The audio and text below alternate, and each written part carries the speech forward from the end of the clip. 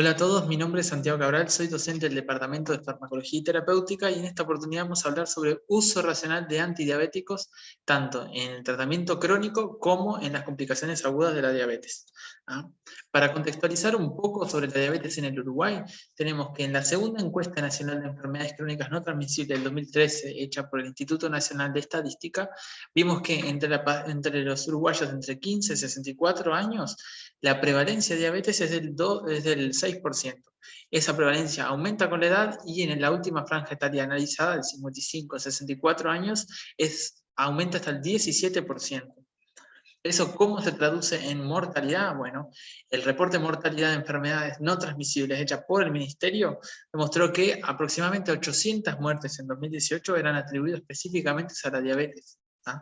A las embarazadas, ¿cómo afecta esto? Bueno, un análisis del sistema informático perinatal de Uruguay en el año 2012, hecho por la Cátedra de Endocrinología y Metabolismo, que evaluó a 42.600 embarazadas, vio que la prevalencia de diabetes es del 22%, y la diabetes pregestacional es de 0,7%. Por lo tanto, transversaliza a toda la población y tiene repercusiones en mortalidad en los pacientes. Por lo tanto, es una patología que es importante y toca todas las poblaciones, ¿verdad? ¿Qué medicación tenemos en Uruguay como antidiabéticos, ¿no? Primero, lo que tenemos que saber es qué es la fase fisiopatológica de la patología que estamos tratando para más o menos entender qué fármacos tenemos disponibles para eso, ¿no? La diabetes tipo 1 es una respuesta autoinmunitaria, ¿no? Mediada por linfocitos T, es una respuesta de hipersensibilidad de tipo 4, ¿verdad? Contra las células beta pancreáticas. ¿Eso qué hace? Que tenga un déficit absoluto de insulina. ¿No? No tengo nada de insulina, la tengo que reponer. En la diabetes tipo 2 está el clásico triunvirato, ¿no? Progresivamente las células beta pancreáticas dejan de producir insulina, eso en un estado de insulinoresistencia, ¿verdad? El hígado y el músculo captan deficientemente la insulina, además que el hígado aumenta la producción hepática de glucosa. Entonces, esos tres factores son los que determinan la diabetes tipo 2, ¿no? Donde hay un déficit relativo de insulina que progresa hasta absoluto. En la diabetes gestacional, ahí la placenta aporta hormonas que me causan un estado de insulinoresistencia. Entonces, cuando termina el embarazo, que ya no tenemos la placenta, esa insulinoresistencia debería tender a la normalidad, ¿no? Eso en lo ideal. Después tenemos otros tipos de diabetes que no vamos a ahondar en el tema, ¿verdad? El clásico triunvirato de diabetes tipo 2, ¿no? Que es el 90% de los diabéticos que tenemos en los adultos, por lo tanto es la diabetes que vamos a hablar más, a enfocar esta clase teórica, ¿no?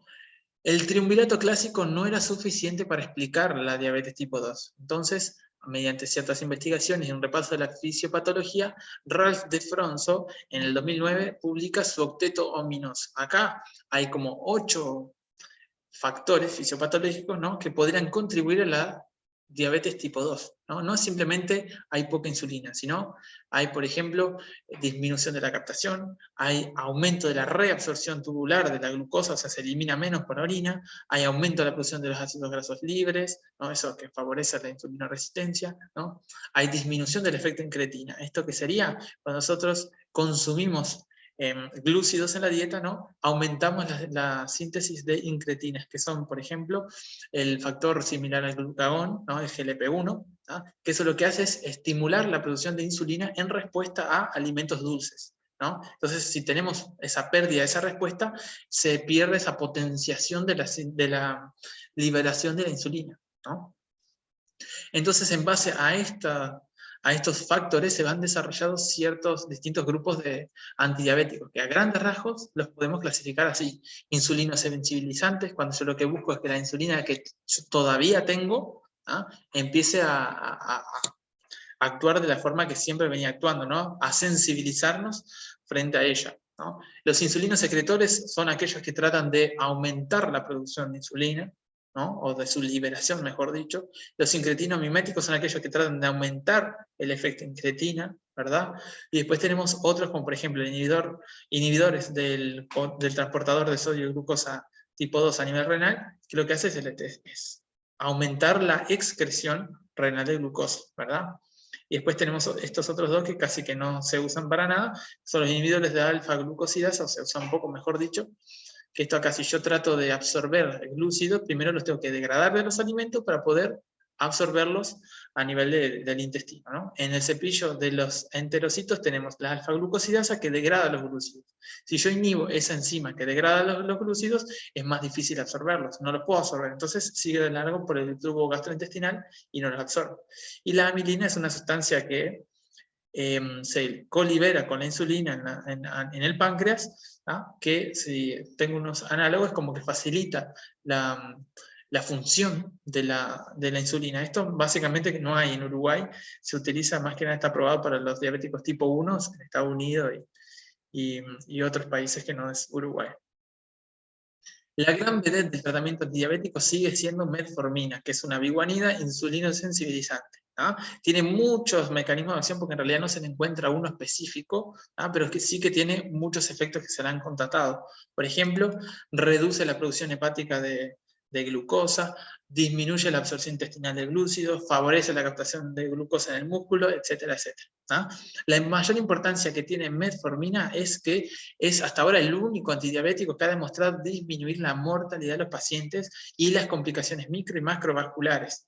Eso comparado contra placebo y comparado contra la dieta de diabético solo. Metformina más dieta de diabético reduce el 35% de la mortalidad de los pacientes. Por eso sigue siendo primera línea de tratamiento del diabetes tipo 2 en casi que todas las guías de práctica clínica que existen. Se considera como segura para su uso en el embarazo, en una posología que puede ser de 1 a 3 veces al día, ¿no? Como reacciones adversas tenemos principalmente diarrea y distensión abdominal. Eso es importante porque compromete la adherencia al tratamiento, ¿no? Sin embargo, si nosotros iniciamos la metformina a dosis bajas y la vamos progresivamente aumentando a través de las semanas, logramos generar tolerancia a esos efectos adversos y por lo tanto reducir su incidencia. Entonces mejoramos la adherencia a la metformina, ¿verdad? Y después tenemos otras reacciones adversas que son un poco más raras de ver, que son la acidosis láctica y que reducen la vitamina B12. Entonces cada tanto se recomendaría hacer una medición de vitamina B12 para ver si necesita o no suplementación. Respecto a la seguridad renal, es bastante segura, ¿no? Pero cuando tenemos filtrado un poco reducido, menos de 50 mililitros por minuto, ahí tenemos que hacer un ajuste de dosis o no iniciarla en caso de que sea un paciente que recién diagnosticamos de diabetes, ¿verdad? Los otros antidiabéticos que también pueden modificar alguna parte del octeto ominoso de Ralph de Fronzo reducen la hemoglobina glicosilada entre 0,5 a 2%, pero no han demostrado disminuir la mortalidad ni las complicaciones por el simple hecho de ser diabético. Tenemos las sulfonilureas, meglitinidas y tiazolidinedionas que actúan, por ejemplo, disminuyendo la producción hepática de glucosa, aumentando la secreción de insulina, aumentando la captación muscular de glucosa, etc. Después tenemos los incretinos miméticos, que son o un análogo de una incretina o un inhibidor de la enzima que degrada las incretinas. Entonces aumentamos el efecto incretina.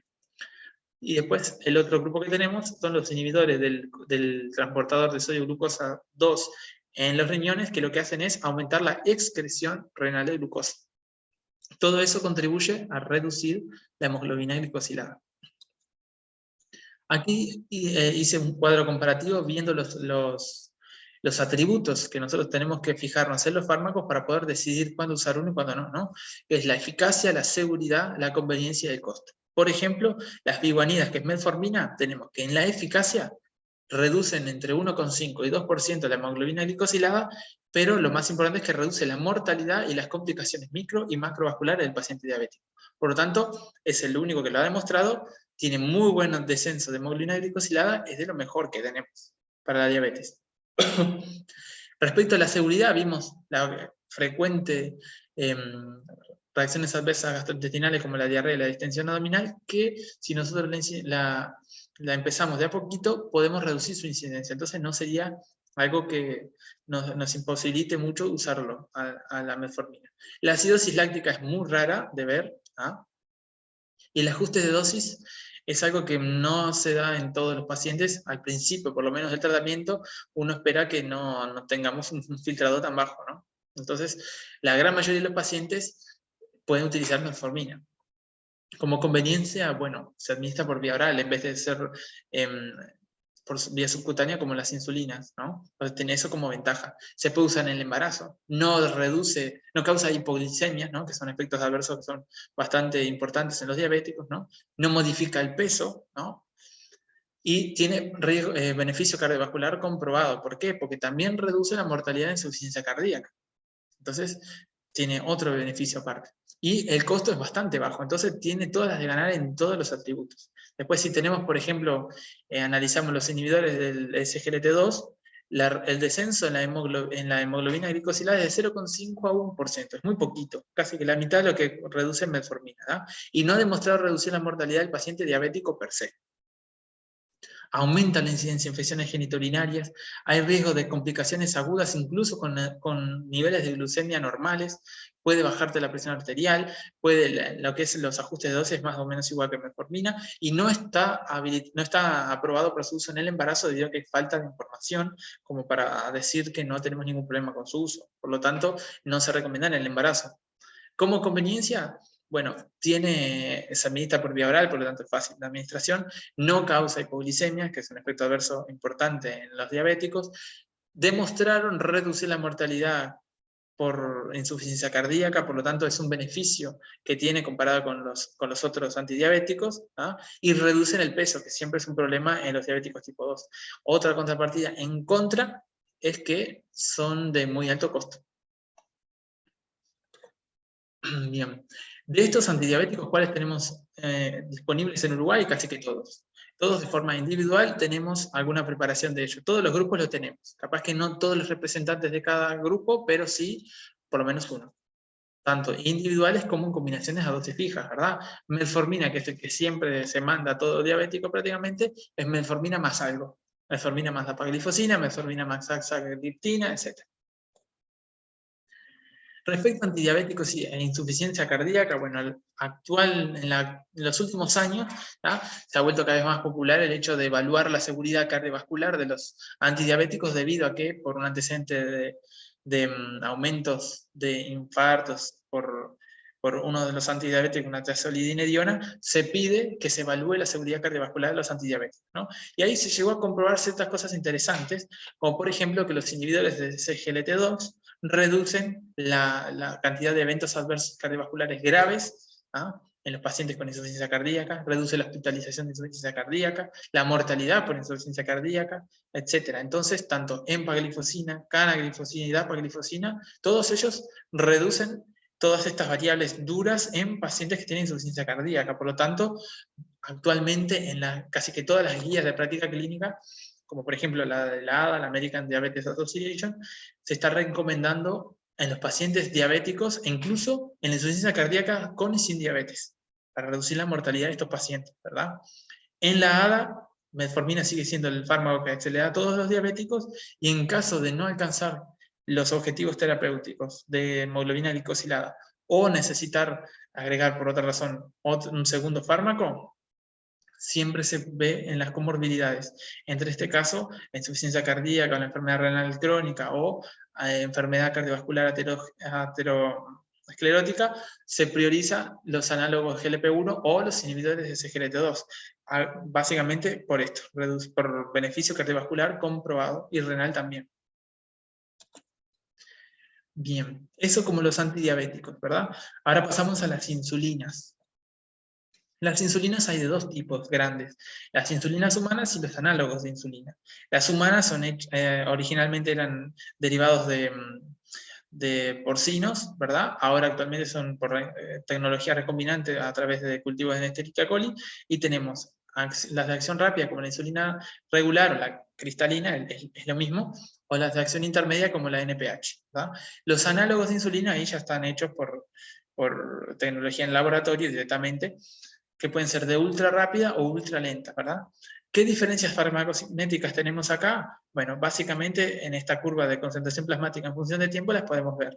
Las de acción rápida o de acción corta, pues de una manera, administro la insulina, se absorbe muy rápidamente, por lo tanto la concentración plasmática es bastante alta por una hora, 2 horas, 3 horas, ¿verdad? Y va reduciendo su concentración. Entonces, ¿qué me está diciendo esta curva? Que en una situación en la que el azúcar se me aumente muchísimo, yo tengo un montón de insulina como para contrarrestar ese aumento. Por lo tanto, son muy buenas para cuando yo estoy consumiendo glúcidos, ¿no? El azúcar va a aumentar, la glucemia va a aumentar muy rápidamente. Entonces, si yo administro una insulina prandial, o sea, de acción rápida o de acción ultra rápida, yo sé que enseguida puedo contrarrestar el aumento de la glucemia con insulina que me baja la glucemia.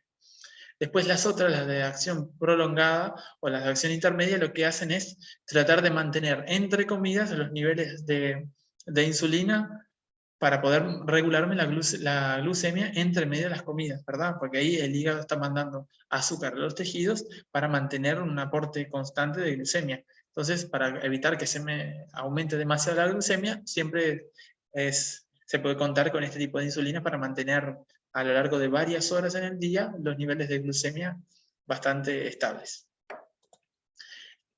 Acá un cuadrito de las diferencias farmacocinéticas que acabamos de explicar, pero esta vez con números y nombres, ¿verdad? Eso para que lo vean más detenidamente ustedes. Después, las insulinas, ¿no? O sea, nosotros siempre en Uruguay estamos obligados a prescribir por nombre genérico, por la ley, ¿verdad? O sea, prescribimos el nombre del principio activo en las recetas. A ese decreto del año 2002 se le hizo una ordenanza diciendo que hay algunos fármacos seleccionados que por su seguridad sanitaria, debido a que tienen estrecho rango terapéutico, pueden llegar a ocasionar algunos problemas, entonces no estamos obligados a prescribirlos por ese nombre genérico. Por lo tanto, podemos prescribir insulina Lispro, insulina Humalog o insulina Lispro o Humalog, ¿no? Eso no tenemos ninguna restricción ahí, ¿verdad? En pro de la seguridad. Y la otra cosa a rescatar de este cuadrito es que la insulina regular es la única insulina que todavía podemos administrar por vía intravenosa, ¿verdad? Eso está muy bueno y importante para conocer, sobre todo en las emergencias. De la insulinoterapia tenemos como 3 o 4 modalidades que es importante conocer. La insulina basal, que eso sería el uso de una insulina intermedia de acción prolongada, que la idea es mantener un nivel basal de insulina entre comidas, ¿verdad? Para que no, entre los periodos de ayuno, no se nos eleve la glucemia, ¿verdad? Que puede ser una a la mañana, una a la noche, una al mediodía o 2 veces al día, ¿verdad? Después, los bolos consisten en una insulina rápida, ultra rápida, que yo la administro 15 minutos o media hora antes de una comida, porque sabemos que ahí, después de una comida, va a aumentar la glicemia, va a haber un pico de absorción de glucosa, y eso puede ser, como el diabético no está preparado para contrarrestarlo fisiológicamente, debemos aportar esa insulina externa rápida, de concentración, que aumente la concentración lo más rápido posible, para poder contrarrestar ese aumento de la glucemia, ¿no? Después tenemos los ajustes, ¿no? Que es con una insulina también rápida, que en respuesta a la cantidad de glucemia que se mide, ahí por fuera del objetivo yo puedo administrar un poquitito más de insulina para poder mantener la glucemia dentro de mis objetivos, ¿verdad? Es como un rescate, por decir una manera. Tenemos después la mezcla de estos dos, ¿no? Una insulina que me dé en los periodos de ayuno un nivel basal de insulina y que le agregue una insulina rápida al momento de las comidas para poder contrarrestar los picos postprandiales. Y después tenemos la tercera modalidad, que es la mezcla de todas las anteriores, ¿verdad? Una que me mantenga la insulina basal en rango buscado, insulinas prandiales para después de comer y ajustes en caso de que me pase en los controles. En el caso de la emergencia tenemos insulina intravenosa, que dijimos que era la regular o la cristalina, es el mismo nombre, ¿verdad? Pero ¿cómo se prepara? ¿No? Una ampolla tiene 10 mililitros que vienen con 1000 unidades internacionales. Por lo tanto, 1 mililitro tiene 100 unidades internacionales. Por lo tanto, 100 unidades de insulina regular en 100 mililitros de suero, me queda 1 mililitro de dilución por cada, o sea, 1 unidad de insulina regular por cada mililitro de dilución. Y con eso, con bombas de infusión continua, podemos administrar la insulina terapia intravenosa lo más controlada posible. Hay que tener en cuenta que la insulina se puede adherir a las tubuladuras, por lo tanto, ¿qué necesitamos hacer para responder ante eso? Usar envases pequeños, ¿no? Tubuladoras cortas, ¿no? Incluso se recomienda hasta descartar un poco esa preparación para que sea poco el contenido, cosa de que tenga menos chances de pegotearse todo, de precipitar, ¿no? Y también, obviamente, no se puede usar por mucho tiempo si la estabilidad de esa dilución se ve comprometida con el tiempo, más de 6 horas no la puedo tener. Entonces la tengo que descartar y volver a preparar. ¿Cuándo usamos la insulinoterapia intravenosa? Sobre todo en las complicaciones agudas de la diabetes mellitus o en el paciente crítico que es diabético, ¿no? Ahí yo necesito una infusión continua. En las complicaciones agudas, básicamente vamos a hablar de 3 importantes. La cetoacidosis diabética, que ahí es cuando la glucemia aumenta, el pH te baja, y hay cetonemia positiva, hay cuerpos cetónicos ahí, que es lo que me baja el pH, ¿verdad?